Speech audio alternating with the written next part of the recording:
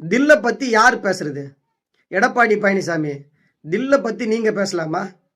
உறவினர் வீட்டில் ரைடுன்னு தான் அடிச்சு பிடிச்சி டெல்லிக்கு போய் 3 கார் மாறி அமித்ஷா வீட்டின் கதவை தட்டி அவர் காலில் விழுந்து கூட்டணி வச்சிங்களே, இதுதான் தில்லா?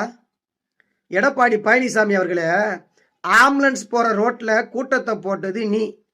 கேவலமான அரசுன்னு திராவிட முன்னேற்ற கழகத்தை பத்தி பேசலாமா? அந்த தகுதி உங்களுக்கு இருக்குதா?